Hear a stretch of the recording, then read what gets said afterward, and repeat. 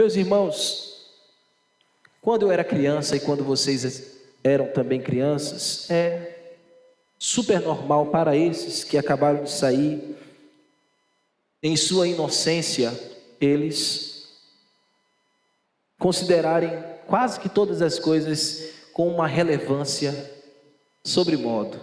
Eles dão valor a tudo, as coisas mínimas, as coisas maiores. Um menino vai assistir um filme, e neste filme que ele vai assistir, ali naqueles atos heróicos de uma brigada de incêndios, ele vê seus olhos brilharem, seu coração palpitar, quase que saindo pela sua boca. Esse menino está vendo a ação daqueles bombeiros, a habilidade que aqueles homens têm, o profissionalismo deles, a coragem que eles têm. Parecem que aqueles homens são destemidos, eles não temem nada, não temem as chamas que está consumindo aquele prédio. Aquilo tudo impressionou aquele garoto que está assistindo aquele filme. E quase que por um minuto ele se vê ali envolvido em tudo aquilo, naquele universo, completamente vestido com aquele uniforme de bombeiro, descendo e escorregando aquele mastro típico do corpo de bombeiros. Ele se vê entrando no caminhão, ligando todas aquelas sirenes e correndo pelas ruas ao caminho do socorro. Ele sabe que ele tem um objetivo: salvar aquelas pessoas que estão dentro daquele prédio, gritando, sem esperança, quase sem poder respirar, porque a fumaça é muito, ela está tomando o prédio inteiro. E ali tem crianças, tem idosos, tem homens, mulheres. Ele sabe que ele precisa agir heroicamente. E ele presume, acordando do seu insight, em frente à tela, ele diz: é isso que eu quero ser. Ele vai, corre até o seu pai e ele diz ao seu pai: paiinho, meu pai, eu já sei o que eu quero ser. Eu quero ser um bombeiro, pai. Mas ele tem uma irmãzinha que está do lado dele também, assistindo o mesmo filme. E o que atraiu a atenção daquela menina não foi os atos heróicos dos bombeiros. O que atraiu aquela menina e cativou o seu coração, e na verdade arrebatou o seu coração de tal maneira, foi o ato dos paramédicos. Foram os atos dos médicos, toda aquela agitação, todo aquele frenesi, as pessoas vindo resgatadas, entrando no hospital, adentrando as enfermarias, e ela olhando tudo aquilo, o coração dela também acelerou. Ela começou a suspirar forte, e ela dizia para si mesma também: eu sei, é isso que eu quero ser, eu me vejo assim. Com todo entusiasmo ela vai até o seu pai e diz: papai, eu quero ser médica.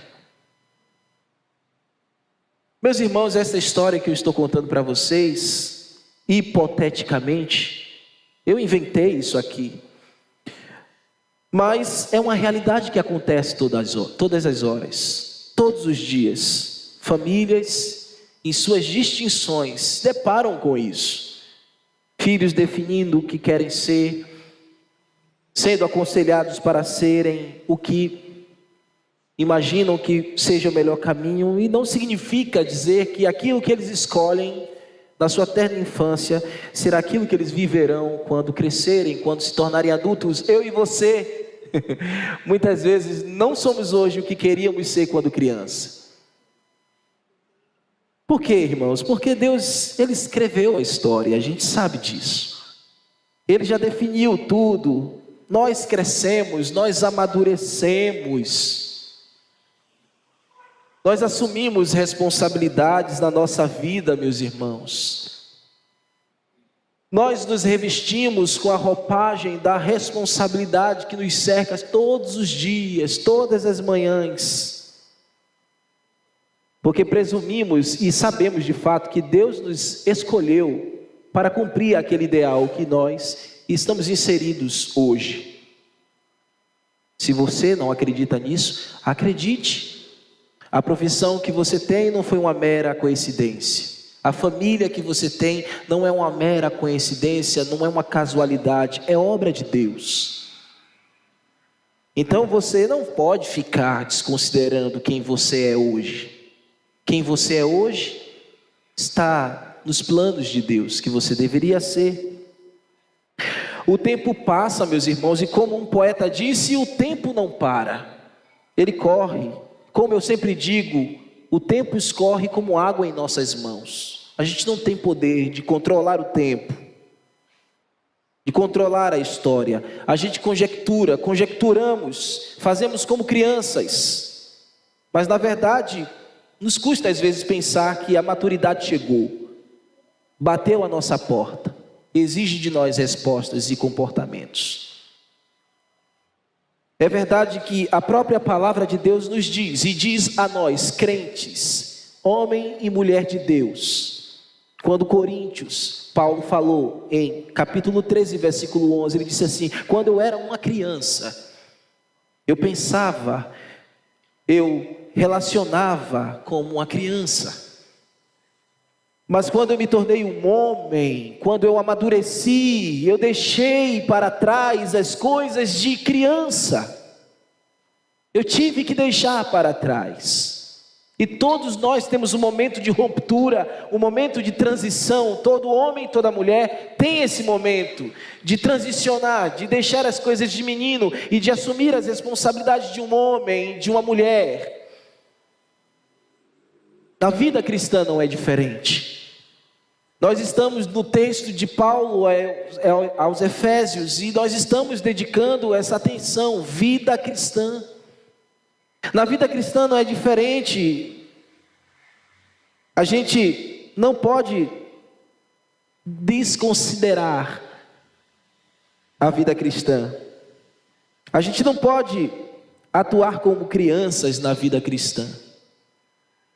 A história na vida cristã não é uma ficção dessas que eu acabei de dizer, que eu acabei de desenhar, quem sabe na sua mente. As crianças espirituais devem crescer, nós devemos nos tornar homens.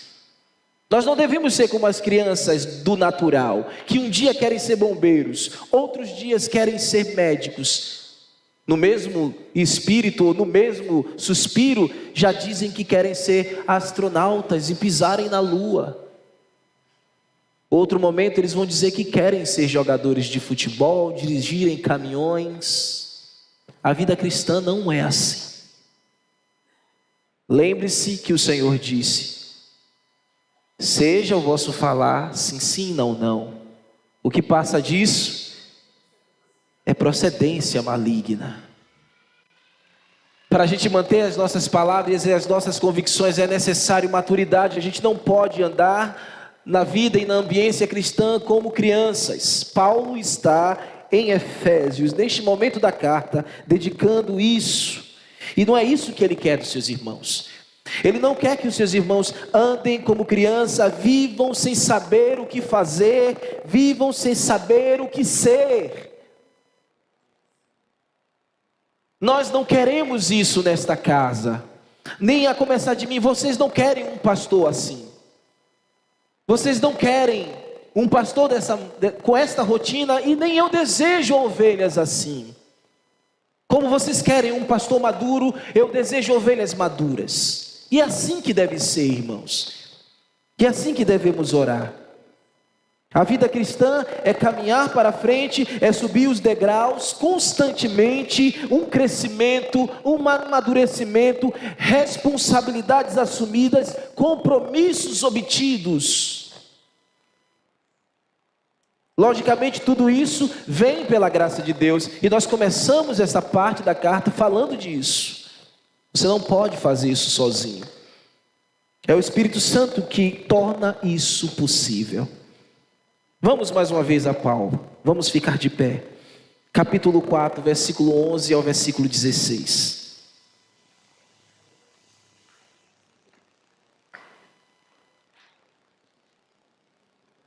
O tema da nossa mensagem esta noite é servindo na igreja com maturidade.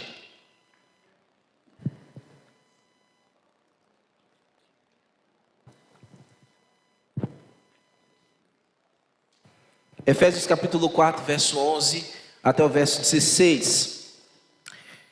Diz a palavra do Senhor: Ele mesmo concedeu uns para apóstolos, outros para pastores, profetas, outros para evangelistas e outros para pastores e mestres, com vista ao aperfeiçoamento dos santos, para o desempenho do seu serviço, para a edificação do corpo de Cristo, até que todos cheguemos à unidade da fé e do pleno conhecimento de Deus, à perfeita varonilidade, à medida da estatura da plenitude de Cristo, para que não mais sejamos como meninos, agitados de um lado para o outro e levados ao redor por todo vento de doutrina, pela artimanha dos homens, pela astúcia dos que induzem ao erro.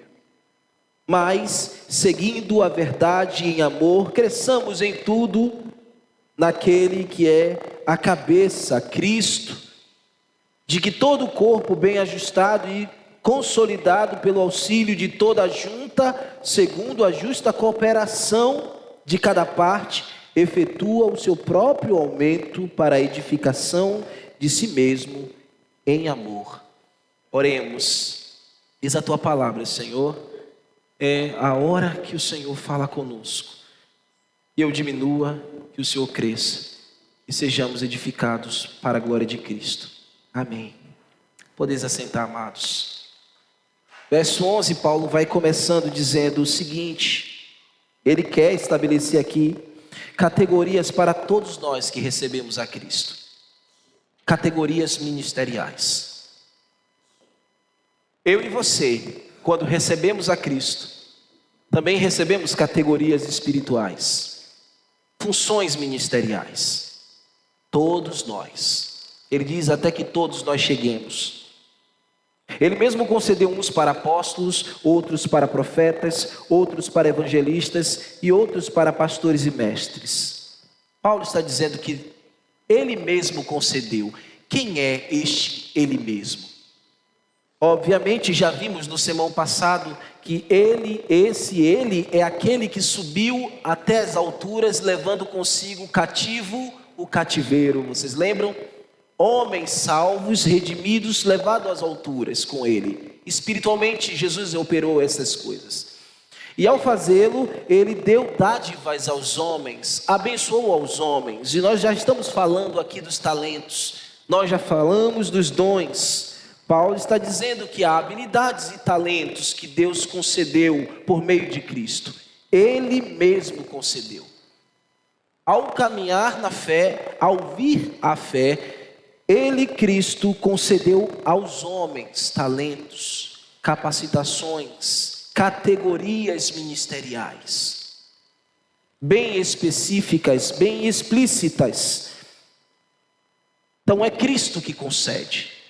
É Jesus que te dá, é Ele que lhe habilita, é Ele que te arregimenta, é Ele que lhe capacita para você servir com a autoridade que Ele lhe concede. Não vem de outro, vem dele mesmo. As categorias que você tem para o exercício ministerial vem de Deus. Paulo está dizendo aos seus irmãos que a vocação foi dada por Cristo, por Ele mesmo, uma doação, uma dádiva, um donativo. Essas categorias, elas vêm com esse sentimento, vêm como forma de nomeação. Cristo te nomeou, Cristo, Ele te presenteou, Ele te deu um presente. Essas categorias são presentes que Deus te deu, capacitações que Ele colocou em você. E Ele não remove, Ele não retira. E também, sendo um presente, é um ato de consagrar, de também designar, de carregar o ofício e de servir no santo ofício. Então Cristo te deu tudo isso para você servi-lo, operá-lo na igreja. É isso que a palavra conceder quer dizer no original. É um presente, é uma dádiva, é um dom, é um donativo. é aquilo que Ele dá para te dar poder e capacitação, categorias para você servir a Deus. E quais são as habilidades? Você poderia me fazer essa pergunta. O texto nos dá algumas dessas categorias, nos dá algumas dessas habilidades, mas eu quero dizer a vocês que não são apenas estas. Paulo fala em outros momentos, em outras cartas, que existem outras, mas ele separou estas aqui. Paulo apresenta esta lista, e a lista é essa.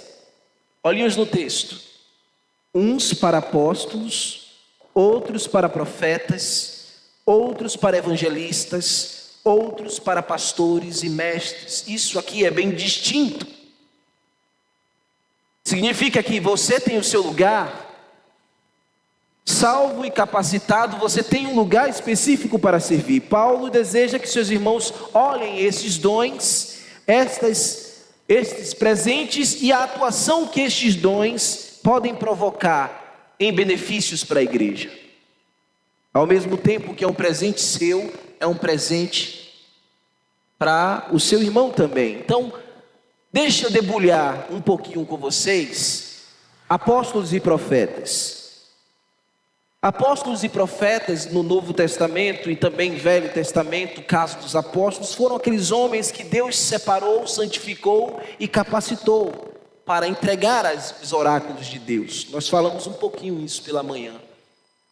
Homens de Deus que traziam a revelação de Deus, seus profetas, seus apóstolos, anunciavam e fundamentavam a igreja doutrinariamente, para que a igreja pudesse ter onde pisar, aonde construir, aonde edificar seus fundamentos da fé.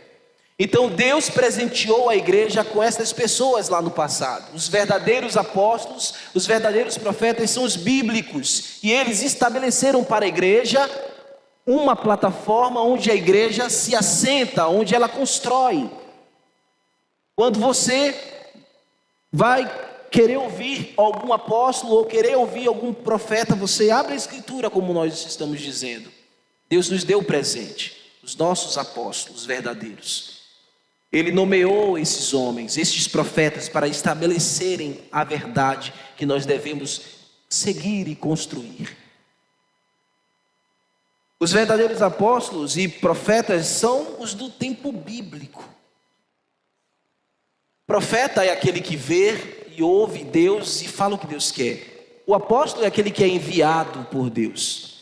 Se a gente for contextualizar, em justa medida, toda vez que você profere a vontade de Deus e a palavra de Deus, você está proferindo a verdade. Então, nesse caso, você está profetizando, por assim dizer. Toda vez que você atua no reino de Deus, com os dons que Ele te deu, você está sendo enviado, comissionado. O apóstolo era assim, alguém enviado, comissionado. Então, no bojo da palavra, ao executar o seu ministério, ao executar o seu chamado, você está assim, sendo enviado por Deus. Evangelista. O que é o evangelista no meio da igreja? É o pregador das boas novas.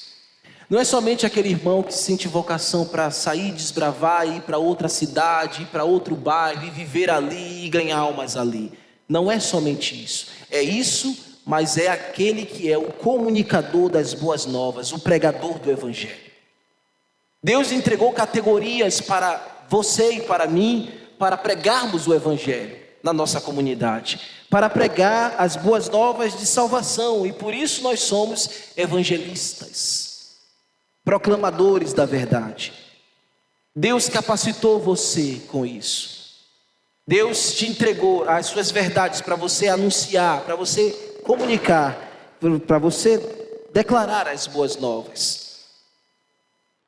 Paulo está dizendo aos seus irmãos que todos eles devem ser evangelistas. Todos nós devemos ser como evangelistas. Você deve se revestir disso, irmãos. A igreja se fortalece. Pregue a salvação, pregue o evangelho, comunique o evangelho. Paulo, como um evangelista, nunca teve medo, nunca se envergonhou. Ele disse em Romanos 1,16: porque não me envergonho do evangelho, mesmo ele sendo apóstolo, ele evangelizava, ele praticava dessas categorias. Eu não me envergonho do evangelho, porque ele é o poder de Deus para a salvação daquele que crê. Não se envergonhe do evangelho. Maturidade cristã é não se envergonhar do evangelho. Maturidade cristã, nos seus desenvolvimentos dos seus dons, é ser um enviado por Deus, a ser um proclamador de Deus, a ser um arauto de Deus da proclamação do evangelho. É você falar de Cristo em tempo e em fora de tempo. Isso aponta que você desenvolveu na fé e você está indo praticar. Paulo também falou lá em Romanos 10, ele disse: como porém invocarão, se não há quem pregue? Como crerão se não há quem for enviados? Então Paulo está dizendo que a nossa função, é a nossa categoria, e Paulo está incentivando os irmãos a isso. Vocês foram capacitados por Deus para pregarem o evangelho da salvação. Cristo salvou vocês para que vocês pregassem o evangelho da salvação. A comunicação do evangelho não é apenas do pastor, é do pastor e da igreja. No domingo eu prego o evangelho para vocês. Durante a semana eu prego o evangelho para outras pessoas, e vocês também devem pregar o evangelho para outras pessoas. Isso é maturidade na vida cristã. E aí você pode dizer: eu não sei pregar o evangelho, eu não sei como fazer. O Espírito Santo te capacitará, irmão. Mas evidentemente isso não vai acontecer da noite para o dia. Você vai precisar ler a Escritura, você vai precisar aprender a Escritura, para que você possa ir com bagagem. Pastores e mestres então é aquele que conduz o rebanho. E praticamente, digamos, no nosso contexto aqui, é a minha função: conduzir vocês à Escritura, e fazer isso como um mestre faz aos seus discípulos. Conduzir vocês com conteúdo, apresentar toda a verdade de Deus para você. E apresentar toda a verdade de Deus para você, às vezes será coisa muito digesta e coisa muito indigesta. Mas a minha função é contar para você todo o desígnio de Deus, é estudar a palavra de Deus, e como um bom pastor, e imitando o sumo bom pastor, eu me comportar diante de vocês como aquele que conduz vocês a pastos verdejantes. Então, numa igreja madura, precisa existir um pastor maduro, um corpo de diáconos maduros, porque também eles operam da mesma maneira. Homens que conhecem a Escritura, que se esmeram na palavra e que alimentam o rebanho, que alimentam o povo. E muitas vezes, como eu disse, não será um alimento muito forte de triturar, muito fácil de triturar. Você vai ter que morder bastante para quebrar. Mas eu vou ter que entregar para você. Eu não vou poder furtar você disso. Eu não posso lhe dar apenas o pudim. Eu tenho que te dar também o quebra-queixo. Pé de moleque que é duro. Eu tenho que fazer isso. Porque se eu não fizer isso, eu não sou o pastor que Deus quer que eu seja. Eu falo sempre essas coisas, irmãos, para que vocês também me lembrem disso. Então, o verso 11 e 12, Paulo vai dizer agora os motivos desses dons ministeriais existirem e promoverem a igreja. Ele fala: com vista ao aperfeiçoamento dos santos, para o desenvolvimento do seu serviço, para a edificação do corpo de Cristo. Esses dons que você tem, que Deus te capacitou, visa o aperfeiçoamento, visa o desempenho, visa a edificação da igreja. Então Deus te deu categorias ministeriais para o desenvolvimento da igreja, no aperfeiçoamento e também na edificação da igreja. A igreja não cresce só porque tem um pastor. A igreja cresce porque ela teme a Deus, ela ama a Deus, ela ora, ela tem um pastor e ela tem os irmãos com as categorias, com seus dons atuantes. Aí a igreja cresce. Por isso que a igreja madura, ela não espera somente do pastor, ela deve esperar do pastor o que o pastor deve entregar, e ela deve cobrar ao pastor o que ele deve entregar. Mas ela também deve fazer e contribuir para que haja a edificação da igreja. A igreja não é só o pastor, a igreja é o pastor e todas as ovelhas juntos com seus dons e habilidades, promovendo a edificação mútua. Paulo está dizendo, é assim que a igreja madura deve viver, é assim que vocês devem viver aí na Ásia Menor. A ausência, irmãos, da funcionalidade dos dons, então, resume em uma coisa contrária a tudo isso que vocês estão ouvindo. Não haverá aperfeiçoamento se você não se posturar. Não haverão meios de edificações se você... Como é que eu vou atender todos vocês de uma só vez? Não dá, irmãos. Por mais que eu tente, eu sou homem limitado, e você sozinho também não pode fazê-lo. Todos precisamos fazer. Não haverão aperfeiçoamentos dos santos se a gente não nos imbuirmos neste trabalho juntos.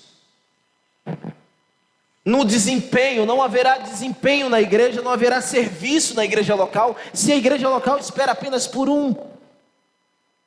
Paulo está dividindo com eles. Vocês estão capturando isso, irmãos? E percebam que aonde é que Paulo está?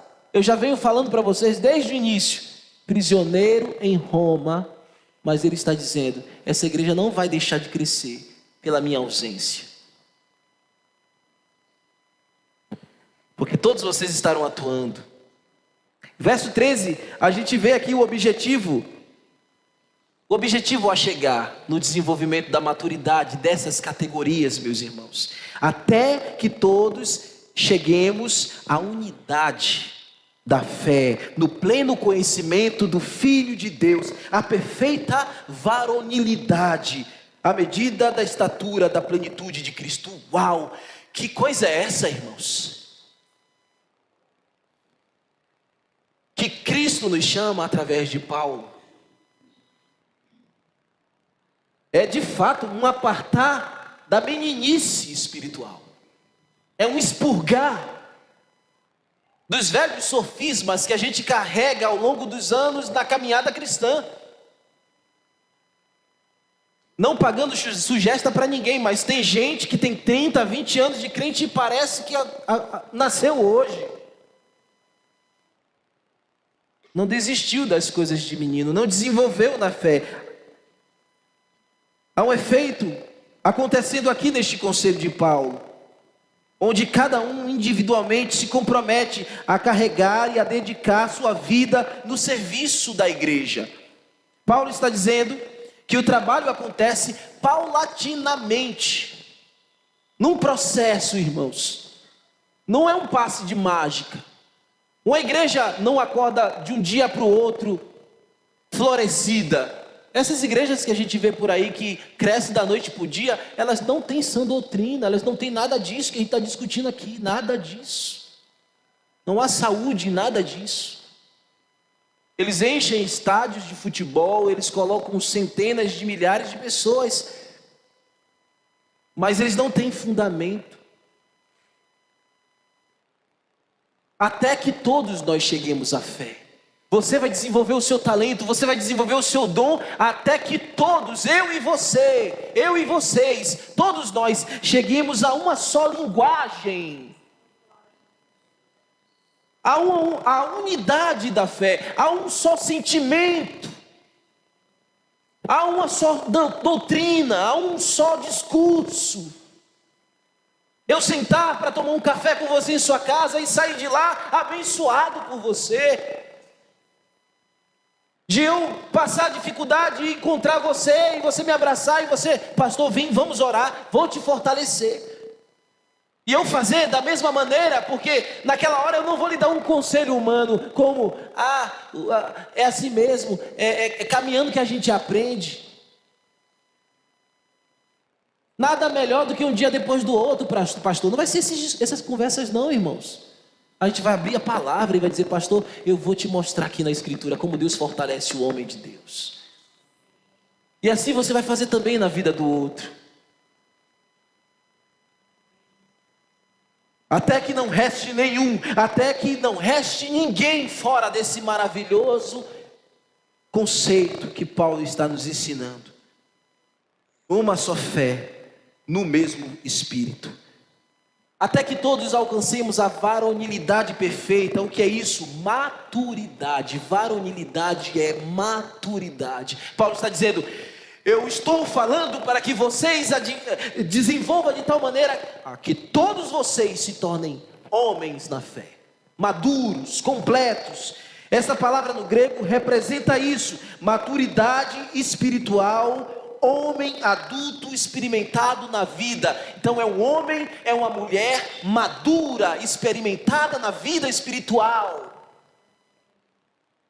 que não se inclina nem para a direita e nem para a esquerda, que quando a luta vem, você está ali firmado, você sabe o que você vai, como você vai atuar, o que você vai fazer, porque você está em varonilidade perfeita.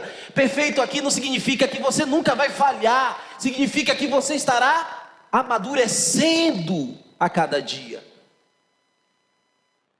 Que essa varonilidade na sua vida é um processo que a cada dia você vai construindo, que você vai crescendo. É isso que perfeição quer dizer. Não significa que a gente não vai falhar um com o outro, mas quando a gente falhar, a gente vai liberar o perdão, a gente vai amar, a gente vai agir como devemos agir corretamente.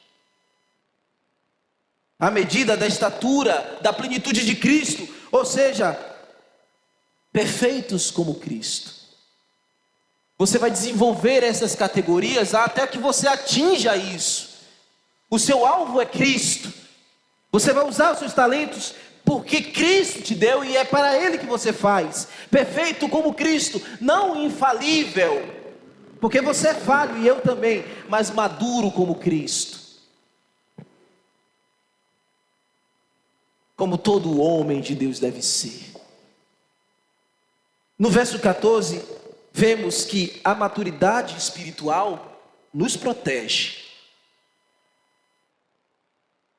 para que não sejamos como meninos agitados de um lado para o outro ao redor por vento de doutrina, pela artimanha dos homens, pela astúcia com que induzem ao erro.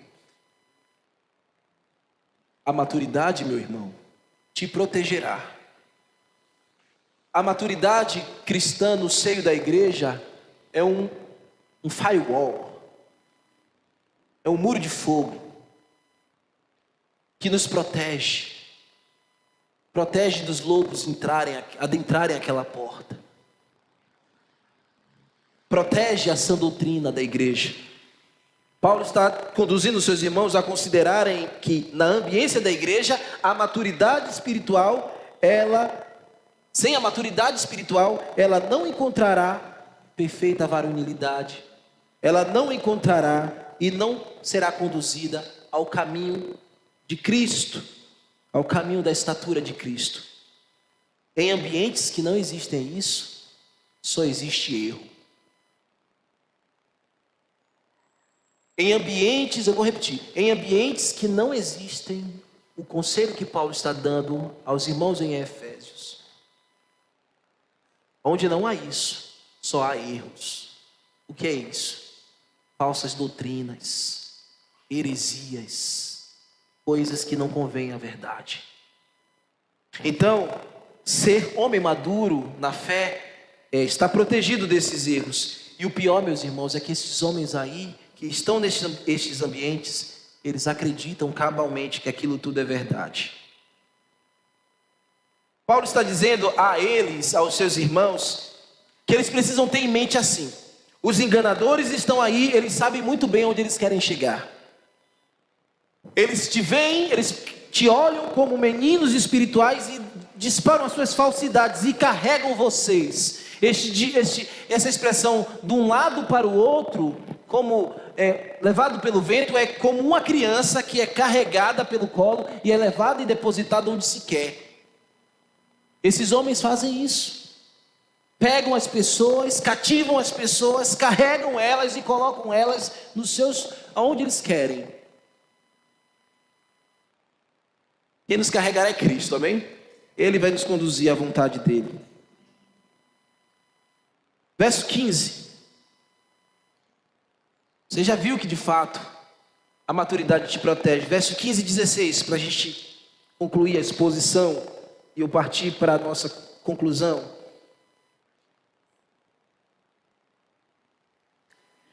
Nos aponta aqui que a igreja tem o sumo sacerdote, ou o sumo apóstolo, profeta, evangelista por excelência e mestre das nossas almas. Olha o que ele diz no verso 15: mas seguindo a verdade em amor, cresçamos em tudo aquele que é o cabeça, Cristo.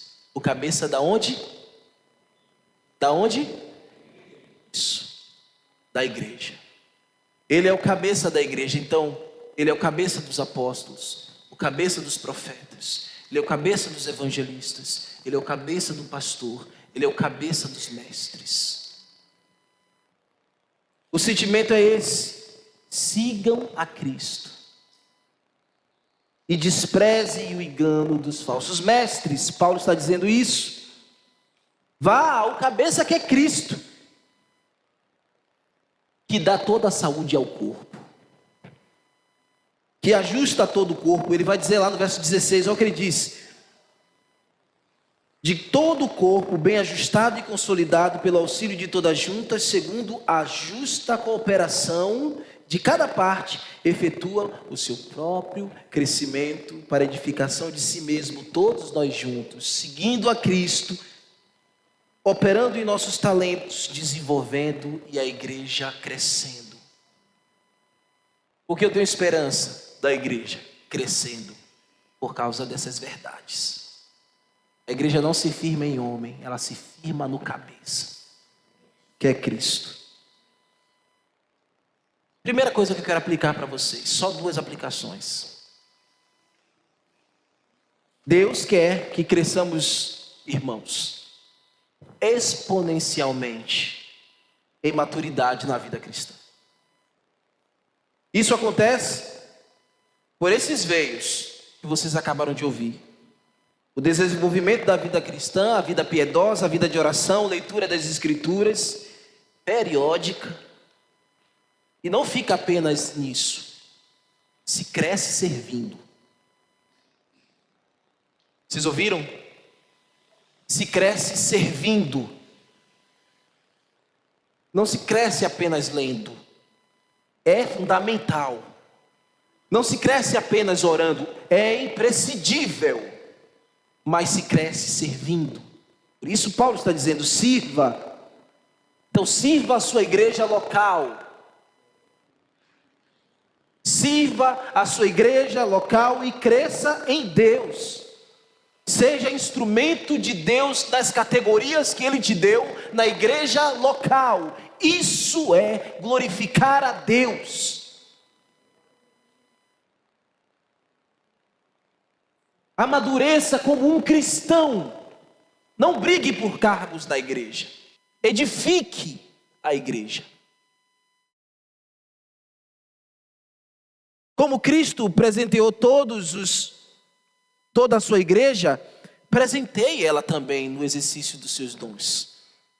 Perceba que uma coisa muito bonita Deus está fazendo no nosso meio aqui. Nós estamos visitando os nossos irmãos, e não somente eu, mas todos vocês, semanalmente, vocês estão fazendo isso. Isso é uma coisa muito bela, é sinal de que Deus está nos guiando. A nossa oração é que isso não pare, é que continue. E quando você chegar lá, seja usado por Deus. Aconselhe, faça o seu dom florescer naquela hora e jamais hesite Faça isso nos seus lares. Homens, faça isso com os homens. Mulheres, façam com as mulheres. Encontre o seu lugar na igreja e sirva.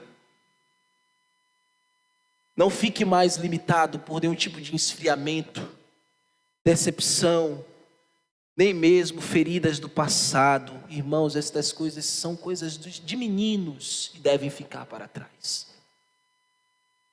Vamos começar de novo, revestidos da graça de Cristo.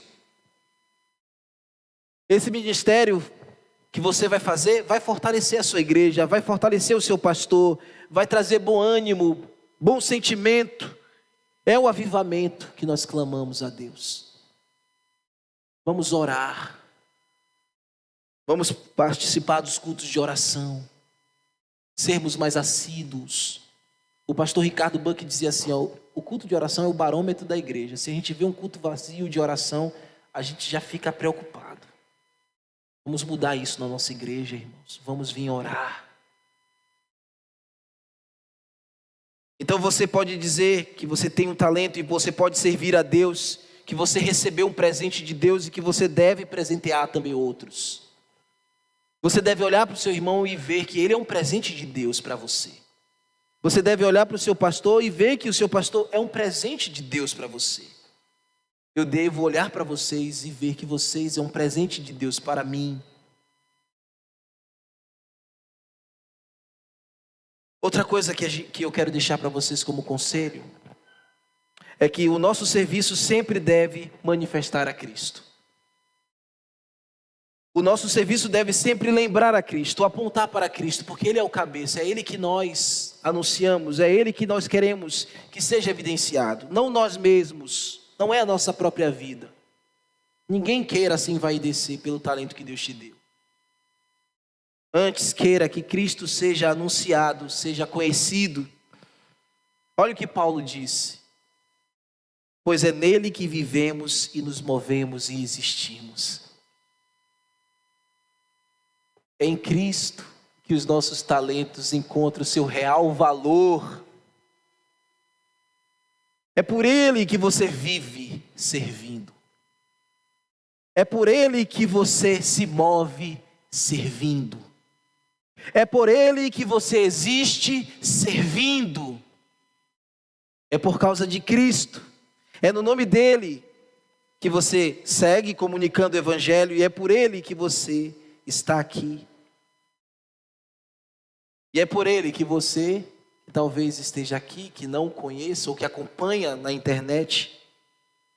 É por Ele que nós estamos comunicando o Evangelho. É por Ele que nós dizemos que há cura para a alma. É por Ele que nós dizemos que há perdão e salvação de pecados.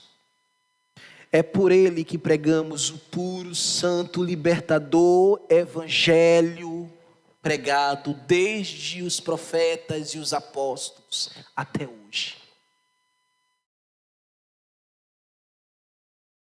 A nossa segurança está em Cristo. O nosso desenvolvimento está em Cristo. Se você hoje, amigo, crê que Ele pode transformar seu coração, mudar o seu caráter, te entregar categorias para servi-lo, você também poderá dizer com propriedade ao seu Pai Celestial: meu Pai, agora eu sei o que eu quero ser. Eu quero ser como Jesus. Vamos orar. Ó Senhor, eis aqui a tua igreja. Eis-nos aqui, Senhor.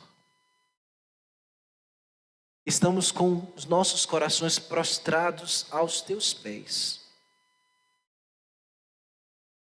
E com as nossas mãos estendidas a ti, Senhor.